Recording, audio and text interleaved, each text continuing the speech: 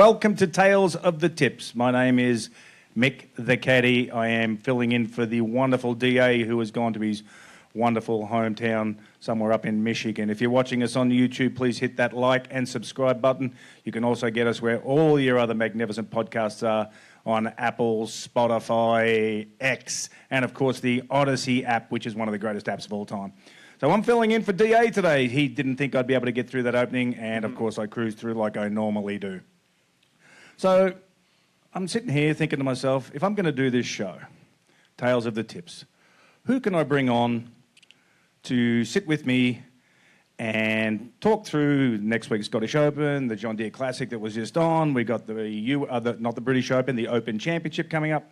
Who would I bring on but the one and only, the man that never invites me to anything, his wife does, Mr. Chris Fortney. The man I've spoken about many, many times of having no etiquette on the golf course, which he doesn't. We'll discuss that later. But Chris Fortney has decided to join me from his cushy office job. Welcome, Chris. Thanks, Mick. It's lovely to be here, isn't it? What's it like to be behind the microphone? What's it like to be behind the microphone for the first time? Do you think by just sitting here, you think you've got this could be my next career move? I don't know. I mean, I think I upgraded the person sitting in this seat. Yeah. That wouldn't be hard because I've upgraded the person sitting in this seat, even though well, we're not on Twitch this week. Sorry, we're not on Twitch live because only DA has the ability to put us on live Twitch, which is probably good because we were cussing him out before he started about being in Michigan. All right, let's get some background on the great Chris Fortney. He used to be a golf teaching professional, which we'll get onto later. He works at a company called GT Golf Supplies. And what does GT Golf Supplies do for this wonderful? You do statewide, don't you? We do. Okay, statewide. What do we do? What do we do statewide that it reflects on golf and all we do? We are a nationwide distribution leader in the golf space. That comes with quick turnaround. We're customer service driven. We're basically the one-stop shop in golf, covering grips, towels, golf accessories, tournament items, pro shop supplies, and golf course supplies as well. So basically every golf course that you work with, you're basically supplying scorecards, is that one? Scorecards, pencils, tees, towels, divot tools, ball markers. Well, you wouldn't use a divot tool because you don't hit greens. Some of us do. I'll tell you who does need a divot tool is DA. No? He definitely needs a divot tool because he likes to walk around and fix everybody's divots. Like if you play around a golf with DA will be the man that basically, instead of lining up his putt for like money, he'll be walking around the golf course like basically fixing every divot there is. So if you've got a spare like one or two, because you probably go through a few, that would be very, very helpful. Okay. So you work just Georgia-wide, is that true? Georgia and Alabama. Okay. Now is this a nationwide company? You guys are nationwide. So yes, we have 4 different warehouses. We have one in South Carolina, Dallas, Vista, California, and up in Oregon. Okay. So basically, like if we're like just say Slim and I want to, Slim's back there. Hey, Slim. He doesn't say much, as you know. If we're organising a golf tournament, you're the company that we call GT Golf Solutions and say, hey, listen, we are going to have this tournament. We want to put on a great tournament. We need water bottles. We need tees. We need golf ball markers, towels, anything. You guys supply all of that to the market. Mm-hmm. See, now how come I've never got any of this free stuff? You have. What have I got? What did you ever give me? You've gotten divot tools for me. No, I haven't. Tees. No, I don't, because I'm very superstitious with tees. I've had this discussion already. I know. I've tried to give you tees, though. I have not. I only use white tees. So that's my number one and only Well, I have another superstition in golf, but I've mentioned golf that. Ball. No, I don't do up my shoelaces until I get into the clubhouse on my golf shoes, which is weird anyway. But anyway, never noticed that. It is weird at what it is. So how do we get hold of Chris Fortney if we're going to go through this GT Golf Solutions? Did I get it right? Golf supplies. Golf supplies. You're close. Oh, damn. You're close. I haven't even practiced this. I know. So I didn't practice because we went and had lunch together to calm your nerves. You only had one beer, so that was good. So, sorry your wife doesn't get to watch, or your friend, whatever you call her these days. Did you like that, Slim? I threw that one in there? He did. Thumbs up. Thanks, son. That's a good story. So how do we get hold of you? So if we want to market our stuff, now, can you brand it with your own, like, you brand it with your... You can get it logoed on however, if you have a company logo, you can do that, a club logo. We have certain people that will come to us. It's like, hey, I want to sponsor something and use their logo instead of buying a team. Okay. They can logo it with whatever they want to, and then we can get it out to them. Like I said, quick turnarounds is what we... Is that like your number one business is like golf? Is that like tournaments or stuff, or is it just pro shops where you go in and go, hey? We have a bunch of both. We do a lot of tournament ideas and tournament gifts throughout the year for different clubs. So we're on base with both of them. Okay, so now my next question is, because you were a teaching pro for 10 years, what made you switch from teaching hacks like me and DA, I'll throw him in there too because he's a hack, to get away from giving lessons to us hacks to going into that sort of marketing and sales field? I just like being out and talking to a lot of people. And so I get to go to a bunch of different golf courses. I have 320 accounts. And I just get to get different courses, different people, and try to help them, all the pros make money and save them money, help them make money in their revenue stream, and just be out there. I like saving money. But you don't give lessons anymore? No. I think I retired when I took you on the range. Well, if we really want to go there, and we probably will, because Chris has never beat me playing golf, by the way.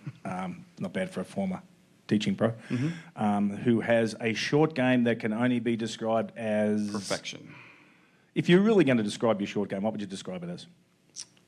Depends. How far off the green would you putt?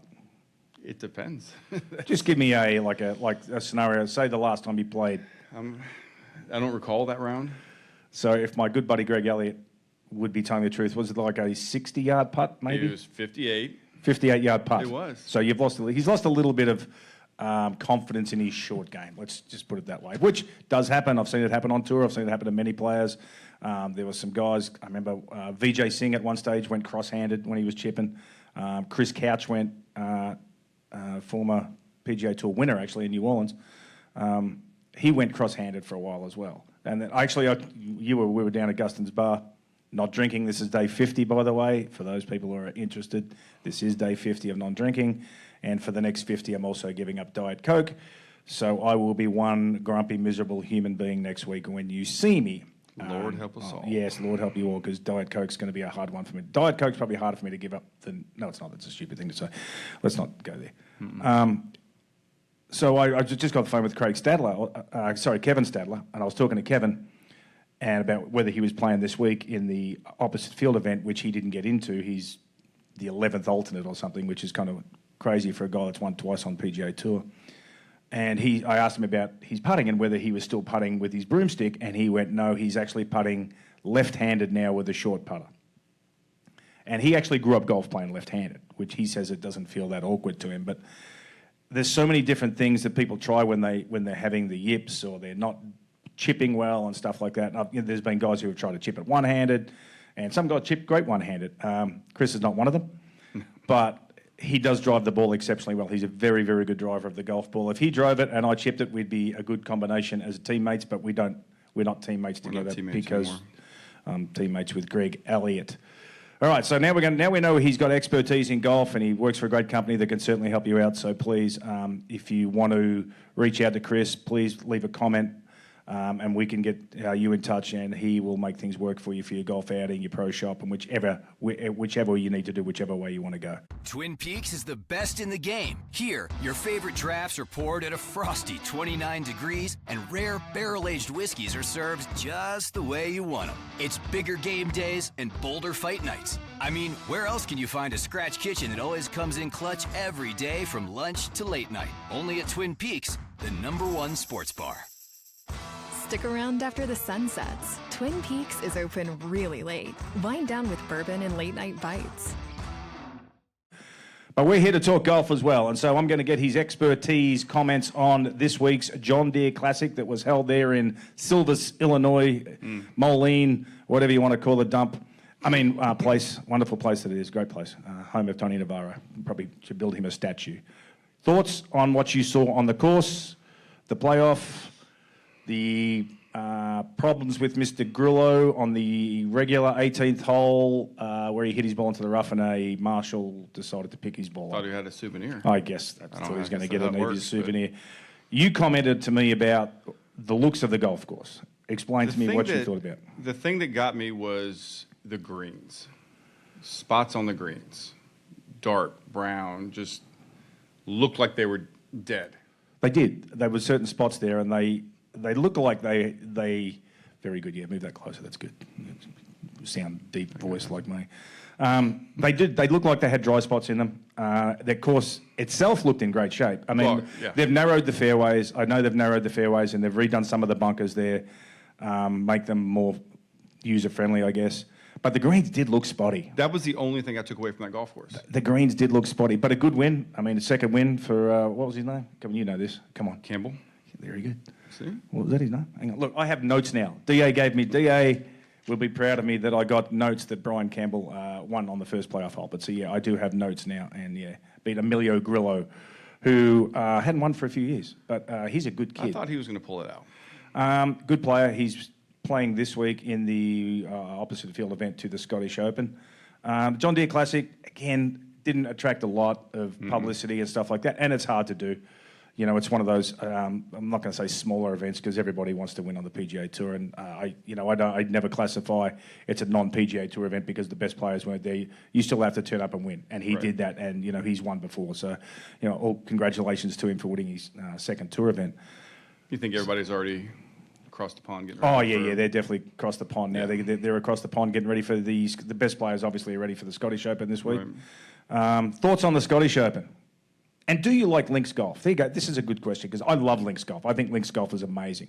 Very, very different to what we have over here. I love it. I love it. I mean, it's a different look just altogether. It's a different look. It's a different feel. It's a different vibe. Certainly being there. You got to bring a different game.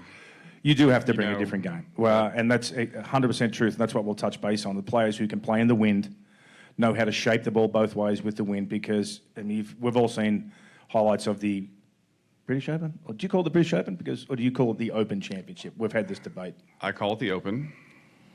Do you, Dust? I called it the British Open today accidentally, and you picked me up on it. You shot me down. I did, but, you know, it's what you do, yeah. Or it's what I do.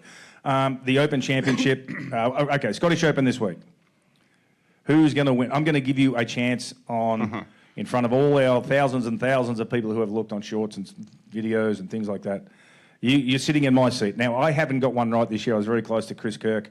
If DA was here, he'd still be spruiking how he picked Rory to win the Masters. I mean, he went out on a limb there picking Rory. I mean, really. I mean, the guy's not that good. Number 2 in the world. I mean, he went out on a limb to pick that really, really hard-nosed, important pick of Rory. I picked somebody different that obviously didn't win, but DA's reminding me. So here's your chance. Let's go to, we'll start with the Scottish Open. I know you'll be shocked. This is going to be DA pick for sure. I'm going Scotty. Scheffler. Not Scott Hend from Australia? No. Scotty Scheffler. I'm going Scheffler. I mean, that's going out on a limb there, Slim.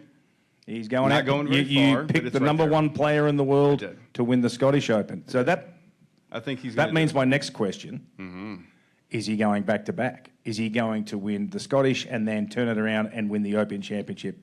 2 titles in 2 weeks. Is that going to happen? I don't think so. All right, so we're going to stay with the Scottish, and I'm going to go to my notes here that DA will be proud of. If he could have worked Twitch, he would have seen me. Rob McIntyre, Scottish man, left-hander, won it last year. That's your pick? Good. No, he's not my pick. Colin Morikawa is my pick. Okay. That'd be good. I think Colin has a huge chance. I mean, number 5 in the world, I think, these days. And, yeah, I think he's a huge chance. And I'm going to be very intrigued. This is a great build-up to the Open Championship. You get a good week under your belt, knowing links courses, getting the weather, getting acclimatised over there and stuff like that, eating the good food in Scotland, haggis. Please. Healthy. If you've ever tried haggis, don't. Sorry, Ian Coates, a real good Scottish friend of mine who I play golf with occasionally. No, don't do it. So next week, the British, so we've picked our 2 for this, the British Open / Open Championship. Okay. You're not going Scotty because you've already given, you're going to give him, he's going to win the Scottish and then he's going to drink a few tennants. He's going to be hungover, you think, and then try not to get arrested and then maybe move on to the Open Championship and not win there. Does he contend? Yeah, he'll be top 10. I think he's going to going out on a limb little bit. Yeah. Going out on a limb, top 10. All right, so top 10, I could be completely wrong, which is probably who's going to winning? happen. I was going to go with the local favorite of Rory, but I am not. I'm going to go with Shane Lowry. Shane Lowry. Mm-hmm. What possessed you to think that Shane Lowry can win? Besides, Because I didn't want you knowing to give he's me, going to be drinking out of the claret jug for a year. I didn't want you does. to give me grief on picking. You could pick a Scotty Shield for back to back. That would be a very courageous pick. No. Going back to back to try to win, that would be a very courageous pick. I wouldn't do it because I don't think Colin Morikawa is going to win the Open Championship either. But I think Tommy Fleetwood will. Ooh. If him and his caddy have sorted stuff out from Hartford. But like, I'm not going to bash him again. I've already bashed him again on that for those who watched that, and I apologise, but it wasn't very good caddying. But so I'm going to go with that, and I think that he can rebound because I think he's going to be hurting a little bit from the Hartford disaster that he had, and I think he's primed to do that over there. I can't wait. I can't wait to watch it. It's one of my favourite events to watch. 2 weeks. Out of all the majors, obviously the Masters is my favourite. This is my second favourite. The PGA is probably third, and then that garbage tournament, the US Open, where they just trick things up a little bit. But we're not going to go down that path again because everyone knows my feelings on the course setup for the Open Championship, the US Open Championship. Obviously, going with there is a PGA Tour event that runs simultaneously with the Open Championship. That is the ISCO Championship that's going to be held in Kentucky. Did you look at that field at all? No.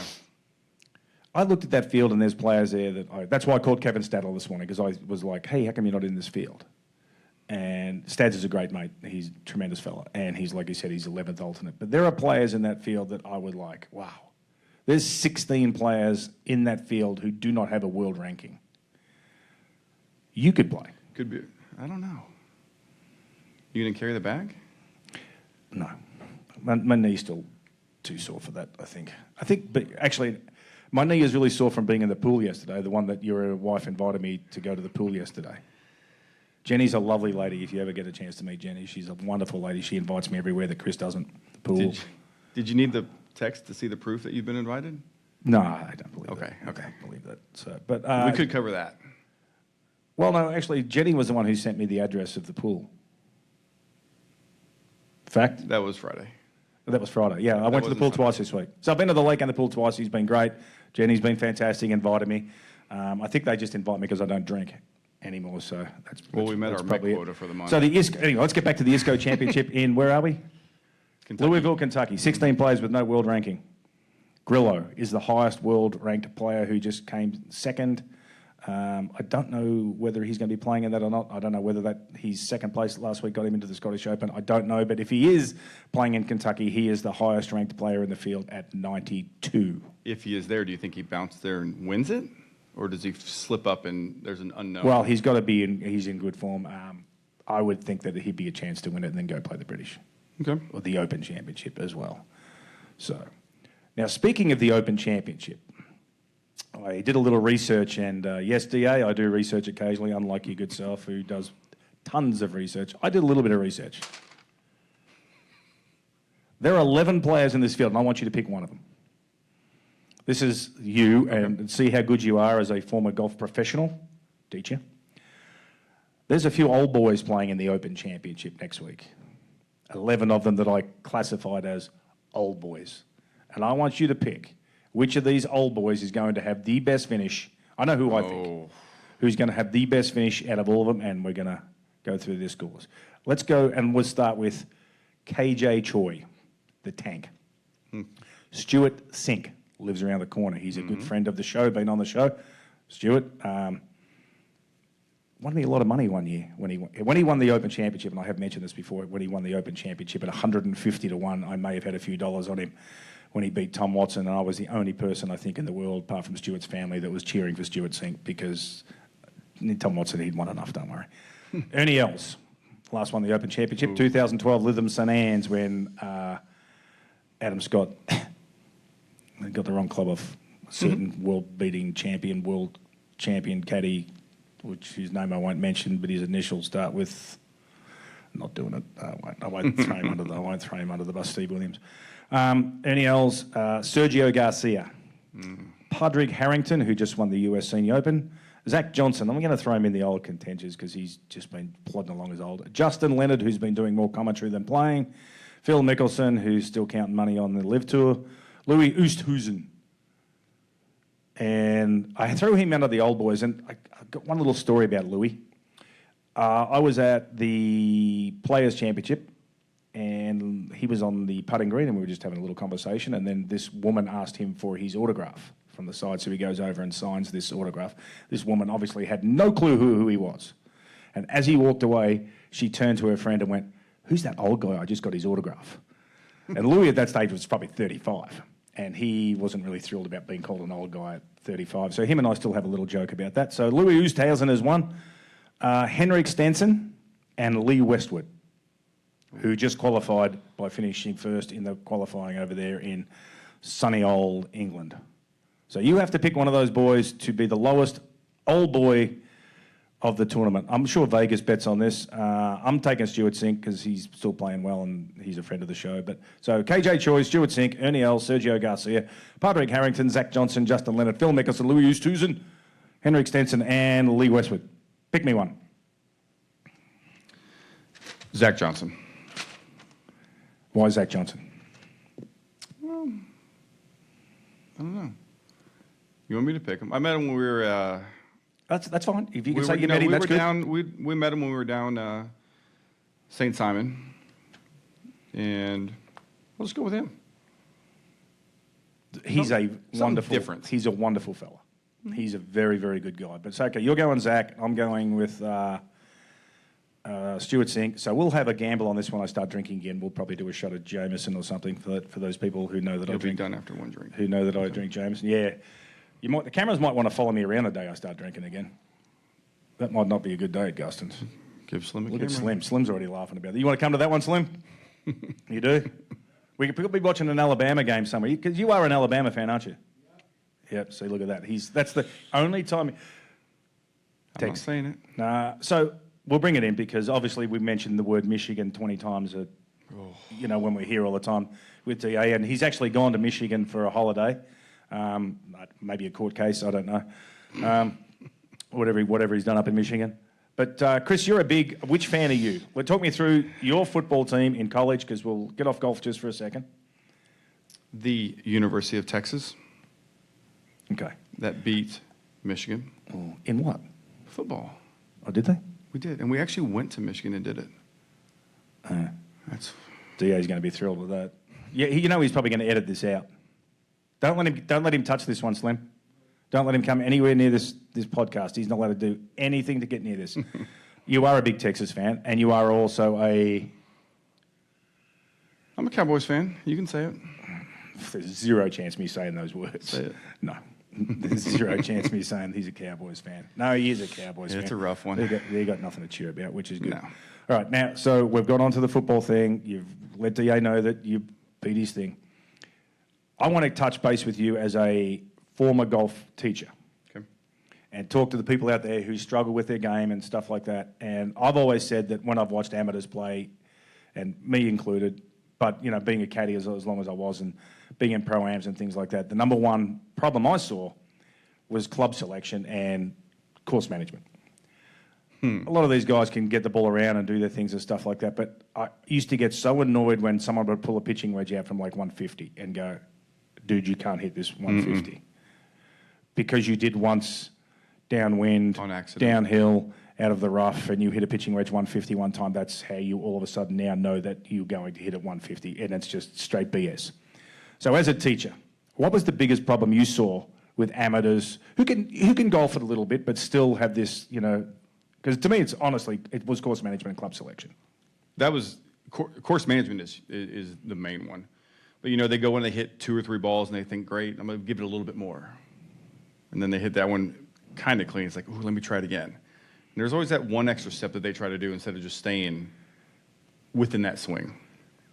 Find your tempo. Fact. Keep your head still. Just the basic. Right. You're 260 out, you're not going to get it there. Yes, that's always been my opinion as well. Right. If you're 260 out, hit it to a comfortable distance. What's your number? Yeah, I mean, you and I have been to the range together and stuff like that, and I've said to you on the range many times, it's like you look up and down the range and 90% of the people are hitting driver. I go to the golf course, I maybe hit 2, maybe 3. And for the simple fact is because I'm trying to work on a distance. And I think this is what people don't understand is like, know your distances with your clubs. Just don't say I've done it once and stuff like that. So did you ever have that conversation with people you were teaching, or was it more you were talking about more about the swing and stuff like that? I would do or more. Was it just different levels? Like if you're a 36 handicap, you're not really interested in that just yet. If you're a 4 handicap or 5 handicap trying to get lower, was that like a teaching thing for you as well? Yeah, the lower it would be more of tempo, you know, because they knew, of course, on how to get, you know, do certain things and get around. So it would be more tempo for that. And the higher handicaps, it'd be like, oh, well, I was on, you know, this hole and I was sitting here and I want to do this. And that's where you correct them. It's like, no, that's not what you need to do. Yeah. You know, it's like, if you know you're going to hit a ball once 200 yards, and that was lucky, cut it in half. Did you ever have playing lessons? Did you ever, you went out and did that with them? I'd take them out. We'd go around a little bit and drop a ball. Like I was here one time. It was like, let's see what you did. Yeah. And they would, you know, hit an 8-iron from, you know, 190 because they caught the bottom groove one time. It's like, no, it doesn't work for you. Yeah. So did you ever like coach them and say, hey, this is what we need to do. Go and work on your numbers. This is what you need to, because I mean, I know how far I hit each club, and even it hasn't really changed much over the years because I've never been a long hitter of the golf ball. Right. You know, I know how far I hit 4, 5, 6, 7, 8, 9 irons. I know. I also know that I can hit a pitching wedge 120 yards. I can also hit an 85 if I have to. That's hard. Is that hard to teach, that sort of stuff? Remembering, for them to remember what they need to do and get in there to do it, because you know you can go tell somebody, hey, go out here and do this. And they hit it twice, and they're like, you know what, let me give it some more. They go back to that whole thing again. It's like, that's not what you need to work on. Yep. You know, find this club. If your pitching wedge is going to be 120, hit it 120 50 times, and then go get a 9-iron. And then work on it from there, and work your way back, and work your way up. Yeah, Yep. It is great advice, and you know. And as I said, I've been in a lot of pro-ams where I've watched guys and they've done that sort of thing, and I'm just like, it drives me nuts because like just guy's got 265 yards and he's got 3 wood and like there's water. And he waits for the green to clear. Yeah, and there's water in front of the green. He's like, well, I can make it there. I'm like, well, yeah, because you did once, you know, 14 years ago. So, and that's part of it. So, I mean, as a former teaching pro, please listen to what he says.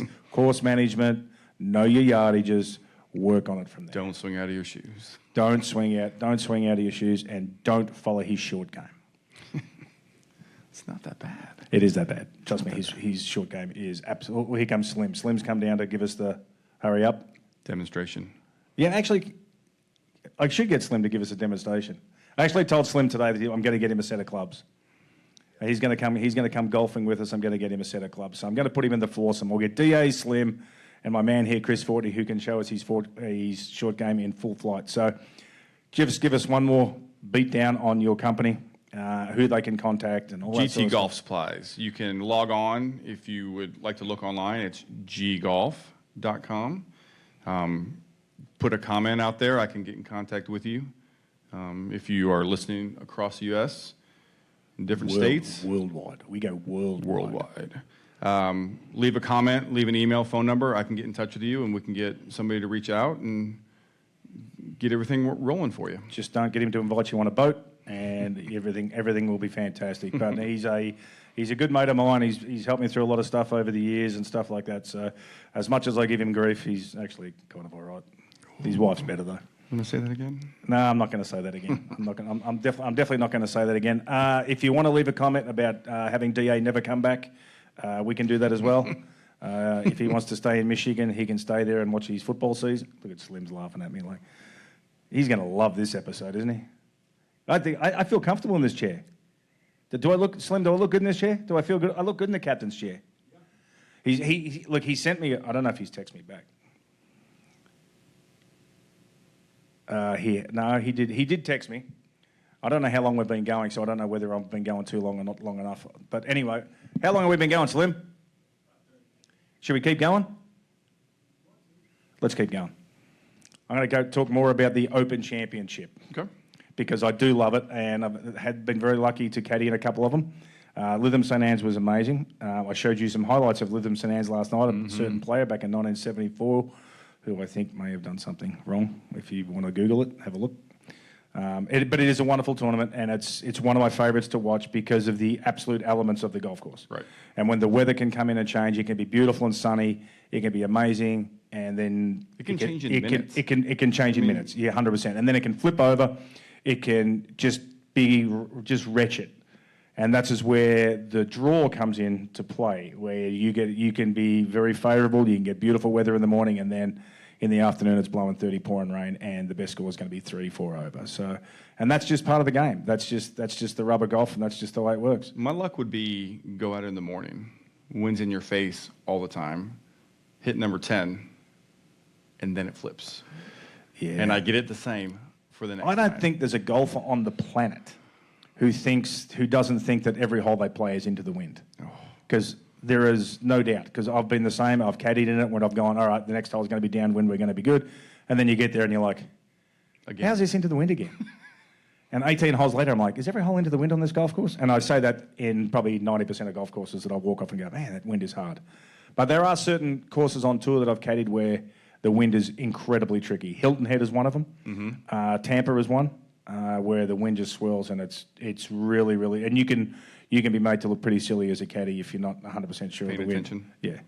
Obviously, the scariest wind is when you're standing on the tee at Sawgrass on the 17th and you're trying everything. You're looking, there's a huge crane that has an American flag and it's blowing this way, and then the grandstand behind you has the flags blowing this way, and you're looking at a 130-yard shot, and your caddy and your player's looking at you like, well, which way's the wind blowing? You're like, okay. Be confident. Looks like. Yeah.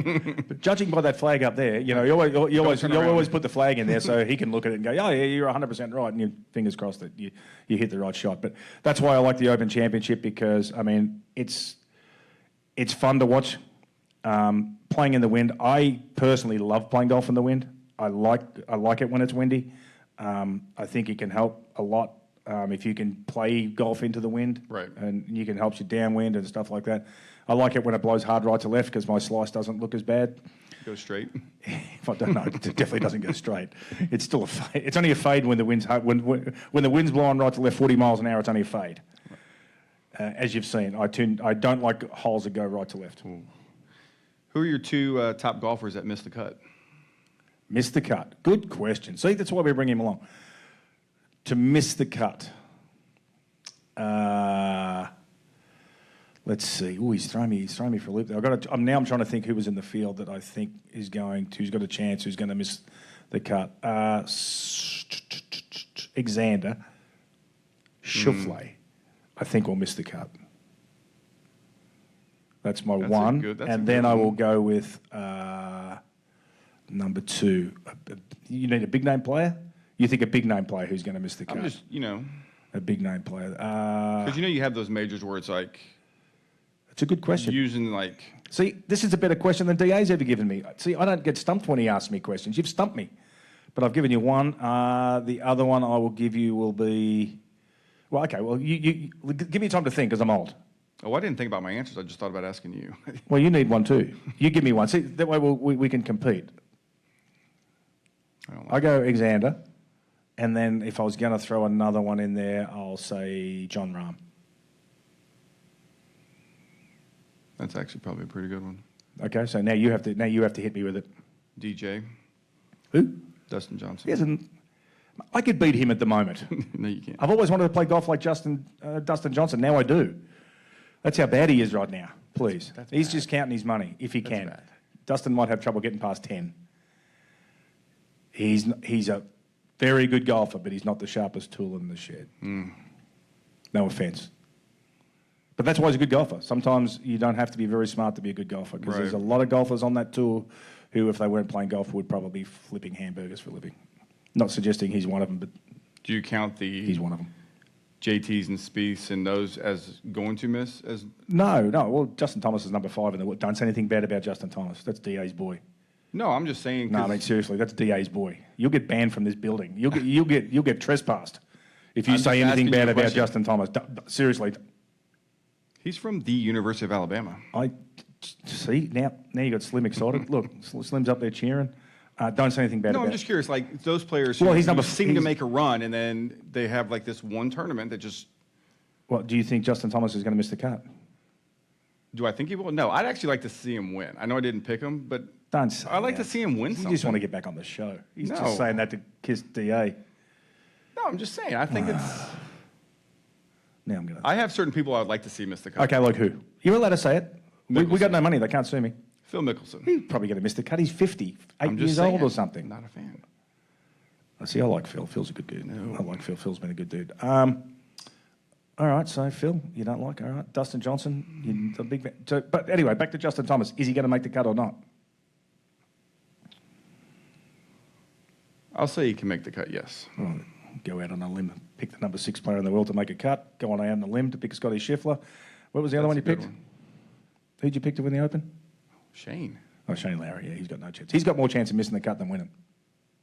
No. He'll finish closer to the bottom than the top. Another shot at Jameson. Gambling. No. So have you had fun today? I did. This has been a lot of fun. How was the nerves when you first got here? Let's actually talk him through, because when we went and had lunch at Guston's, or you didn't eat because I think you was like before a big game he doesn't want to eat, make himself like throw up or something. I had my shrimp Caesar salad, which you do when you're a health maniac like me. Now you're a health maniac? Yeah, well, you see, I count my calories. Everything I eat, I count. It's horrific. MyFitnessPal is the app. I'm not throwing it out there, but that's what I use to count my calories. I'm just glad I know you're on the nicest day of the year.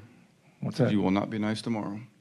Who, me? Mm-hmm. Oh, when I give up Diet Coke? No, I'll be fine tomorrow. It'll be like 3 days later when I'm struggling without giving up Diet Coke. But so the nerves were okay? Because when you sat in that chair the first time, you looked a little bit nervous, I'm going to say. Good. It's good. Your wife, friend, whatever you call her, she she said that there is a backstory to this, which I'm not telling, because he would probably kill me on the way home. Your wife said yesterday when we were at the pool, you were probably just a little nervous. But you've done very well. It was good. You've done very well. Slim's even shaking his head. You've done very well. So we're going to wrap it up from there. Hang on for a second, though. DA sent me something because he didn't think I could do the closing, and he's probably right.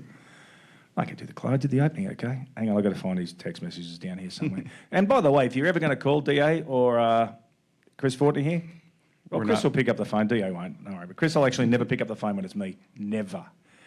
Okay, so let's... Ooh, revised close. Ooh. Ooh. Do I have to sound like DA now? Do I have to? Slim? No. Thanks for teeing it up with us. If you are catching this on YouTube, make sure you give us a like and hit the subscribe button. Drop and leave us a comment below. We would love to hear from you. Chris would like to hear from you because it's business and we might get a kickback. You can find every episode on your favourite podcast place like Apple, Spotify, YouTube, all available on the Odyssey app, which he put in capitals because the Odyssey app is the important one. Make sure you get on the Odyssey app. It's a great app. Get on it. Follow us, subscribe, enjoy. And you can also get on TikTok, and you could watch us on Twitch next week, not this week because we couldn't figure it out. That's enough of that. And thanks for joining us on Tales for the Tips. Thanks to the wonderful mate, Chris Fortney, great mate of mine, and Slim for doing his wonderful job as he normally does, and me for making it through 40 minutes without swearing, like DA said I wouldn't be able to do. Thanks for joining us, everybody. Appreciate you.